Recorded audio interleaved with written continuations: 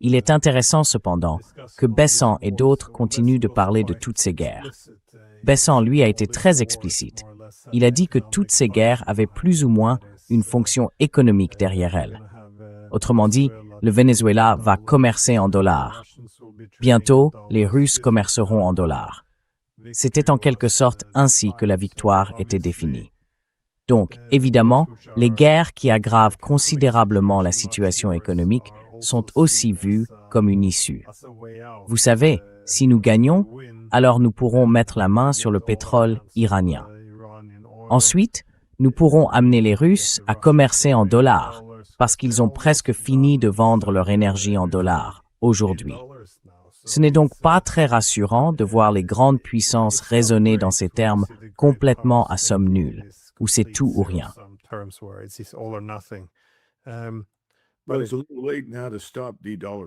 Mais il est un peu tard maintenant pour arrêter la dédollarisation, vous ne pensez pas? Je veux dire, je ne vois pas comment on pourrait l'arrêter. Je ne vois pas comment sauver le pétrodollar de l'extinction. Je veux dire, qu'est-ce qui va se passer dans la région si les Iraniens mettent à exécution ce qu'ils disent? Ils ont clairement indiqué que s'ils entraient de nouveau en collision avec nous, ils détruiraient toutes les infrastructures pétrolières et les usines de dessalement sur la rive ouest du golfe Persique. C'est tout. C'est fini. L'Arabie saoudite ne peut pas résister à ça. Nous ne savons pas ce que feront les Houthis, mais rien ne permet de penser qu'ils n'interviendront pas et ne causeront pas de graves dégâts à l'Arabie saoudite.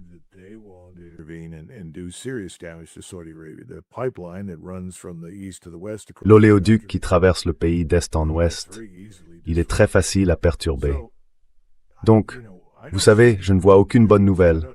Je ne sais pas pourquoi quelqu'un comme Bessin, enfin, je sais pourquoi les gens disent ce genre de choses à Washington, mais ils vont avoir une très mauvaise surprise. Le monde en a assez de nous. Ils ne veulent plus jouer avec nous. Ils veulent que cessent nos ingérences, nos intimidations, vous savez, notre domination financière. Maintenant, les Iraniens ont dit qu'ils devaient récupérer tout leur argent. Les Russes aimeraient toujours récupérer le leur. On ne peut pas voler les gens, puis s'attendre à ce qu'ils coopèrent avec vous. Mais il y a cette sorte d'illusion, vous savez, selon laquelle nous serions intouchables. Et nous ne le sommes pas.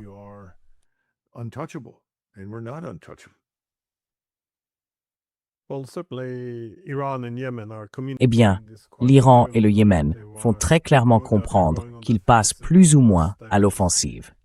On le voit dans leur rhétorique, dans leurs actions, et cela se reflète largement dans ce que vous dites. Autrement dit, la diplomatie est considérée comme une simple mascarade, une manœuvre trompeuse visant à préparer une nouvelle attaque surprise. Je me demandais si vous observiez la même évolution en Russie. Est-ce que eux aussi se rapprochent de l'idée que la diplomatie n'a plus aucun intérêt? Parce que par le passé, il semblait que des voix plus bellicistes, comme celle du ministre des Affaires étrangères Lavrov, étaient quelque peu freinées par Poutine.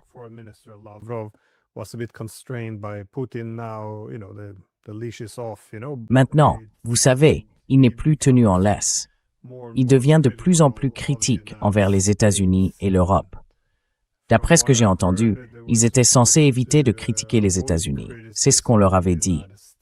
Cela ne semble plus s'appliquer aujourd'hui.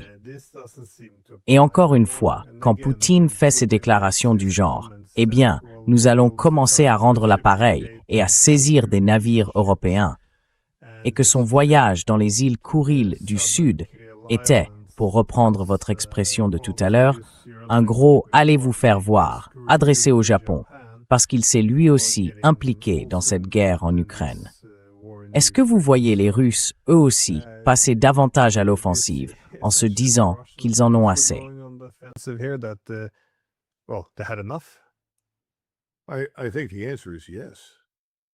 Je pense que la réponse est oui.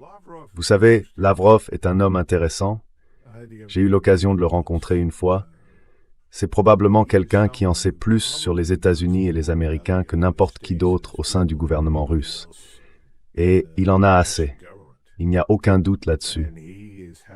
Il ressent cela depuis longtemps. Je pense que Les gens en arrivent à la conclusion que ce n'est qu'en ripostant contre nous, à différents niveaux, que nous prêterons la moindre attention à ce qu'ils disent ou font. Et je pense que c'est vrai, malheureusement.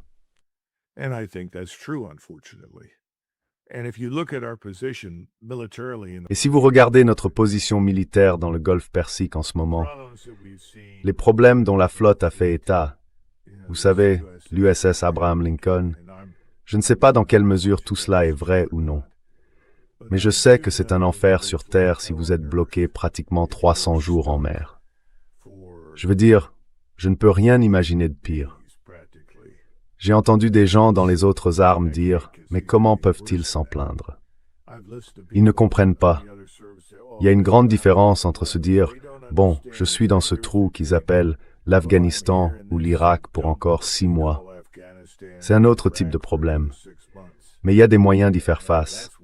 Votre santé mentale peut s'adapter.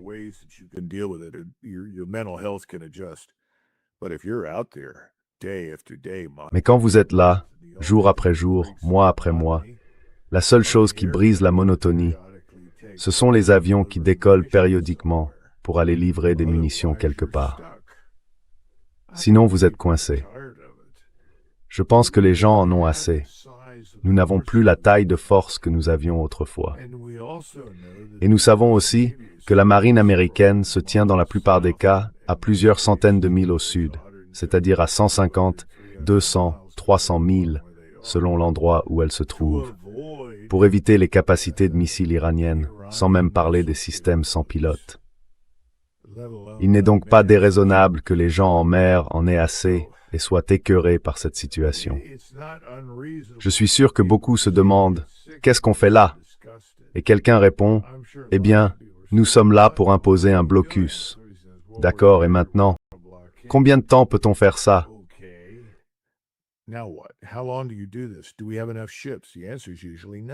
Avons-nous assez de navires? La réponse est généralement non. Pour un blocus aussi long et aussi étendu que celui que nous essayons de maintenir, il faut au moins 100 navires. Je crois avoir parlé dans un épisode précédent des plus de 200 navires impliqués dans le blocus contre Cuba en 1962-1963, à cette époque-là. Nous avions aussi des navires dans l'Atlantique Nord. Ils étaient là, essentiellement, pour faire face aux Soviétiques s'ils tentaient de violer le blocus. Donc nous n'avons pas ça aujourd'hui. Et en fait, beaucoup de ces navires sont souvent considérés comme des catastrophes potentielles en attente de se produire. Dans beaucoup de vos jeux de guerre, vous examinez un porte-avions.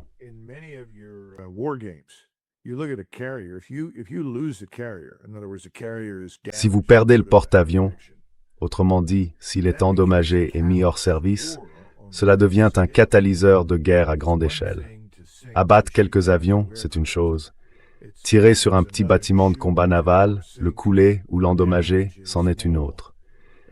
Mais quand vous commencez à attaquer des porte-avions et à leur infliger de vrais dégâts, la question que vous devez vous poser, c'est « Voulons-nous vraiment prendre ce risque? Est-ce que ça en vaut la peine? » Vous savez, aujourd'hui, nous avons le F-35, l'avion le plus cher de l'histoire, l'avion qui a englouti le Pentagone, comme on l'appelle à Washington. Ce truc-là, si vous en perdez combien? Qu'est-ce que vous récupérez en retour, en termes de retour sur investissement?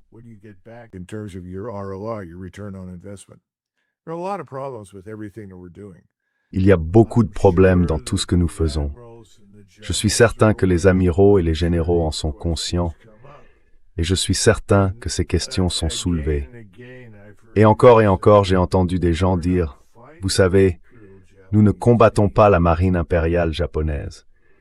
Nous avons perdu beaucoup de navires. Nous avons perdu des milliers de marins parce que nous combattions la marine. Nous avons dû chasser la marine impériale japonaise. Nous avons dû prendre le contrôle de la mer. Nous ne le faisons pas. Alors, qu'est-ce que nous faisons? Je veux dire, ces questions reviennent, et les réponses qu'ils reçoivent de la Maison-Blanche et de l'administration ne sont pas très satisfaisantes.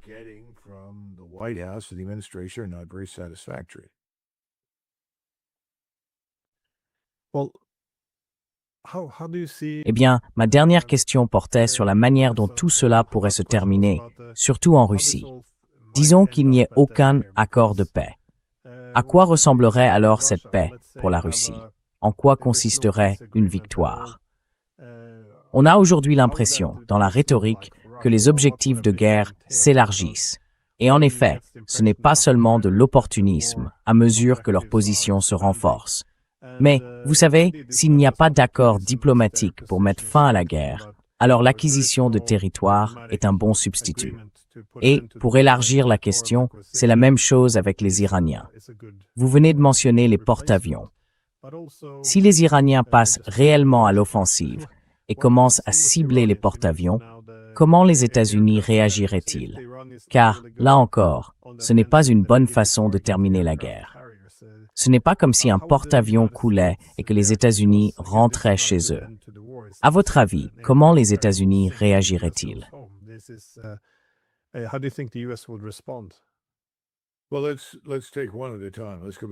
Bon, prenons-les une par une. Revenons au dilemme russe. Si l'on remonte à avril 2022, quand un accord avait été arraché entre les représentants ukrainiens et russes, on dit qu'ils ont réellement tué certains des Ukrainiens qui avaient participé. Je parle de la police secrète ukrainienne de Zelensky. Ensuite, Boris Johnson, le Britannique, est arrivé avec un message du président Biden. « Oh non, non, non, non. Vous savez, tenez bon, vous avez tout avec vous. Vous allez gagner. » Revenons à cela. Qu'est-ce que les Russes étaient prêts à accepter? Eh bien, ils étaient prêts à accepter une Ukraine neutre.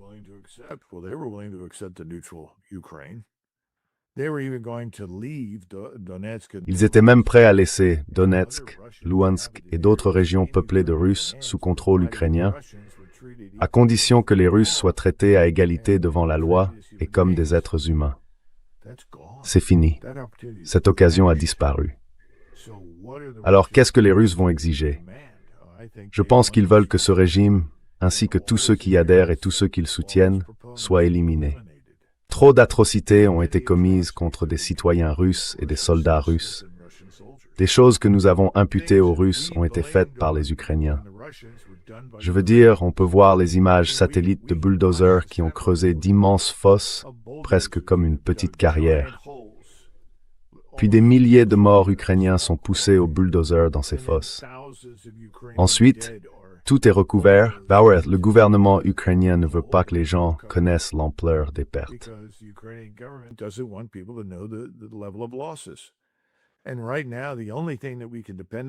Et à l'heure actuelle, le seul indicateur sur lequel nous pouvons nous appuyer, c'est l'échange de dépouilles. Un certain nombre de soldats ukrainiens morts sont échangés contre un certain nombre de Russes. Et en moyenne, si vous recevez 20 dépouilles russes, les Russes remettent 60 à 70 Ukrainiens morts pour récupérer ces 20 Russes morts. Je veux dire, le nombre de pertes sur lequel nous, en Occident, avons constamment menti est immense. C'est tout simplement au-delà de ce que nous pouvons imaginer. Trop de sang a été versé dans cette guerre, de tous les côtés, mais particulièrement du point de vue russe. Nous avons trahi les Russes, nous à Washington, trop de fois, alors qu'il n'y avait aucune raison de le faire.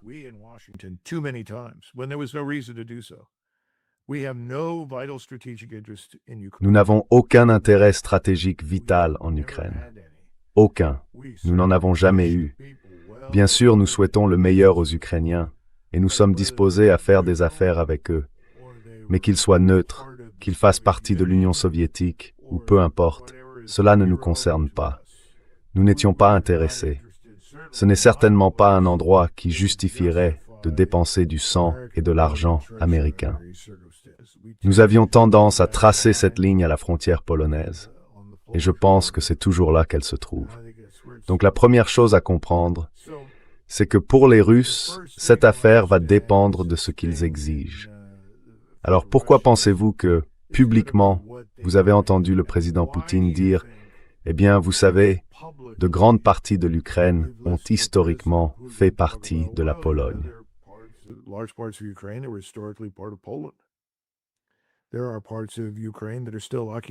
Il y a des régions d'Ukraine qui sont toujours occupées par des centaines de milliers de Hongrois et qui voudraient rejoindre la Hongrie. Et il y a d'autres zones que nos amis roumains aimeraient récupérer. Et son point de vue, c'est pourquoi ne pas les leur donner?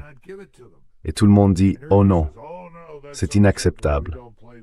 On ne joue pas à ce genre de jeu. » J'ai une nouvelle pour tout le monde. En Europe de l'Est, on joue à ce genre de jeu.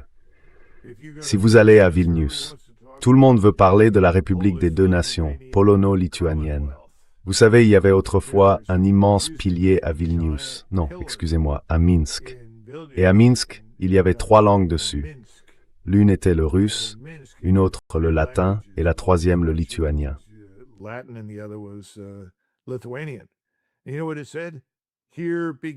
Et vous savez ce que ça disait? Ici commence la Lituanie. Vous ne pensez pas que les Lituaniens le savent? Bien sûr que si. Donc Poutine a raison. Il ne va pas abandonner une partie de ce qui est aujourd'hui la Russie centrale. Vous savez, il ne va pas renoncer aux gains que Staline a obtenus en remportant la Seconde Guerre mondiale contre les Allemands. Mais ce que je veux dire, c'est qu'il connaît les réalités en Ukraine. Deuxièmement, il ne veut gouverner aucun Ukrainien. Il ne veut pas être là-bas. Aucun Russe sain d'esprit ne veut aller là-bas. J'ai parlé à un ancien officier du renseignement soviétique. Il m'a dit qu'il n'allait jamais nulle part dans l'ouest de l'Ukraine. On parle de la région près de la frontière polonaise, de ce qui était autrefois le sud et le sud-est de la Galicie, dans les années 70 et 80, sans être armé d'un pistolet automatique. Cartouche da Engelserer de chambre.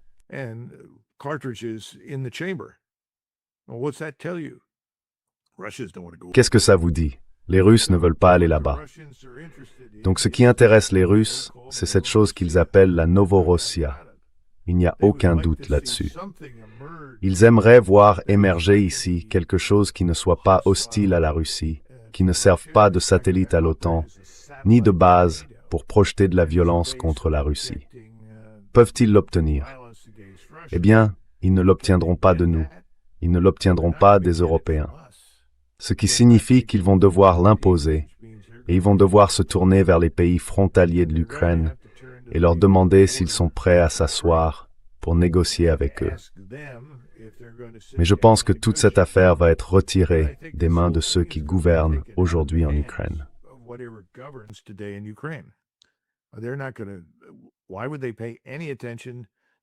Pourquoi prêterait-il la moindre attention à ce que dit Zelensky ou à ce que disent ses représentants? Aucune. Aucune. Et je pense que vous avez à peu près le même problème avec l'Iran. Les Iraniens ne veulent pas tout occuper. Tout ça, c'est absurde. Acquérir des territoires, c'est beaucoup d'ennuis. Il faut les administrer, il faut héberger, protéger, soutenir la population qui s'y trouve. Les Russes ne veulent pas faire ça. Les Iraniens non plus. Ils ont leurs propres difficultés, leurs propres problèmes. Donc si on parle par exemple de céder le Koweït à l'Irak, qui est un allié de l'Iran, très bien. S'ils veulent ensuite s'asseoir avec les Turcs et se partager les choses, très bien. Historiquement, les Turcs et les Perses ont dirigé la région, mais ils veulent qu'on parte. C'est leur priorité numéro 1.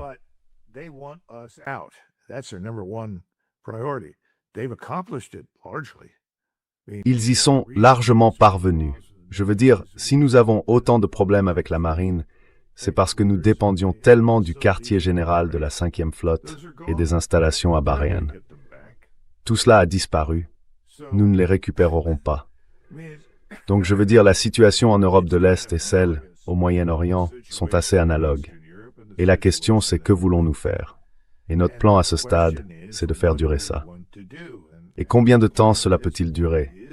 J'imagine que ça durera jusqu'à ce que nous nous effondrions financièrement, ou que nous soyons si profondément humiliés sur le plan militaire que nous ne puissions tout simplement plus continuer. Et vous avez demandé ce que dirait l'Américain moyen. L'Américain moyen dirait 2 choses aujourd'hui.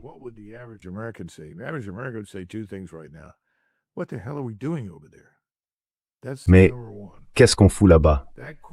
C'est la première chose. Cette question revient tout le temps. Alors ceux qui pensent « Oh, vous allez vous prendre un Pearl Harbor », il faut se rappeler qu'on peut revenir sur tous les efforts que FDR a déployés, avec Stimson au département de la guerre, pour provoquer une attaque japonaise contre nous. C'est une autre question. Mais ils ont été stupides, ils l'ont fait. Et ils l'ont fait un dimanche matin. À l'époque, nous étions une nation chrétienne. Et la plupart d'entre nous allaient à l'église le dimanche matin. Et ils ont tué, vous savez, des milliers d'Américains. D'accord, c'était tout. À ce moment-là, chaque citoyen des États-Unis s'est dit, ça suffit. Ces Japonais méritent le pire. Et on leur a donné le pire.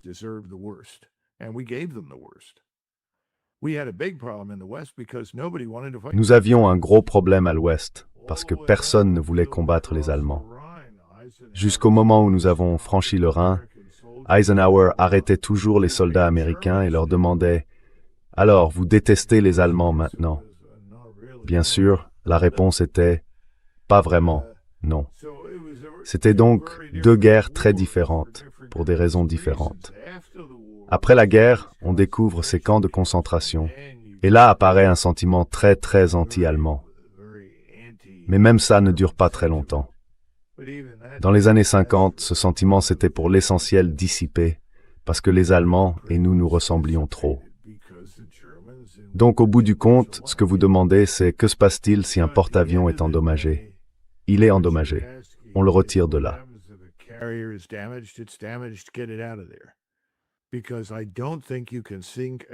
Parce que je ne pense pas qu'on puisse couler un porte-avions à longue portée avec un missile tiré de très loin. La charge explosive n'est pas suffisante. On peut le mettre hors service, mais pas forcément le couler.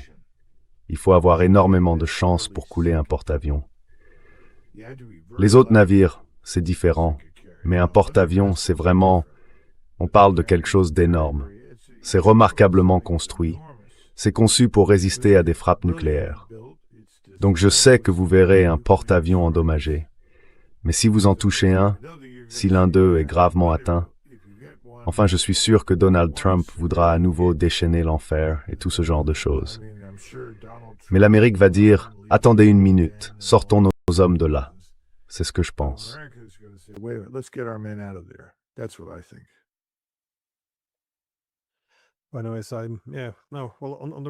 Sur la question russe, je me demande simplement où tout cela nous mène. Parce que j'ai vu Lavrov déclarer, encore aujourd'hui, que Moscou a désormais le droit d'interpréter l'implication du Royaume-Uni dans des frappes contre la Russie comme une participation directe de la Grande-Bretagne, avec, selon ses propres termes, toutes les conséquences que cela implique. Cela peut être du bluff. Mais une fois que ces mots sont prononcés, il faut agir en conséquence. Enfin, au moins, il est notable qu'il n'ait pas été employé auparavant. Je ne sais donc pas où nous allons, mais nous allons au moins vers quelque chose de différent.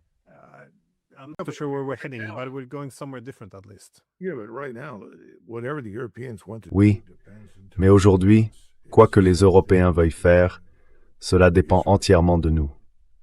C'est la même chose avec Israël. Si nous retirons nos forces et arrêtons les opérations, combien de temps Israël peut-il tenir sans nous? À condition, bien sûr, que nous ne leur fournissions pas constamment tout ce dont ils ont besoin. L'Europe n'est pas très différente, et la Grande-Bretagne en particulier, je veux dire, elle n'a pratiquement plus de marine. Je suis sûr que vous avez parlé de ce genre de choses avec le Commodore Jeremy. Leur armée est en désordre. Ce n'est plus que l'ombre d'elle-même.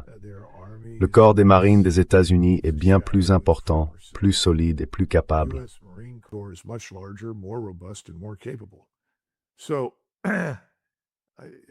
Donc, j'ai beaucoup de mal à comprendre quelle chose terrible les Britanniques feraient. Je ne suis même pas sûr qu'ils puissent lancer sans risque un missile nucléaire depuis un sous-marin. Enfin, peut-être qu'ils le peuvent, mais est-ce qu'ils le feraient? Je ne pense pas qu'ils soient à ce point fous parce que la Grande-Bretagne pourrait être transformée du jour au lendemain en un tas de ruines fumantes, disparues. Les Français ont toujours très clairement dit que leur dissuasion nucléaire leur appartenait. Et je posais sans cesse la question, à quel moment les Français utiliseraient-ils une arme nucléaire? Ils répondaient, quand l'ennemi sera sur le Rhin. D'accord. Donc je ne vois pas les Français faire grand-chose. Qui d'autre y a-t-il?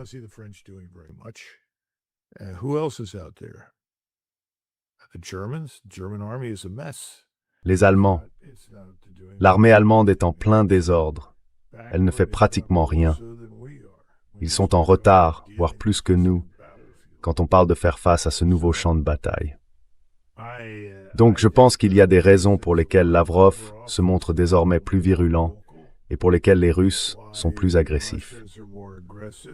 Et je voudrais simplement avertir les Européens qu'ils doivent prendre cela très au sérieux, parce que je ne pense pas qu'ils le fassent. Et j'en rejette une grande part de la responsabilité sur nous, parce que je ne pense pas que le haut commandement militaire, Grinkevich, le général 4 étoiles est peut-être une exception, je ne sais pas, mais je ne vois tout simplement pas les gens prendre cette menace au sérieux.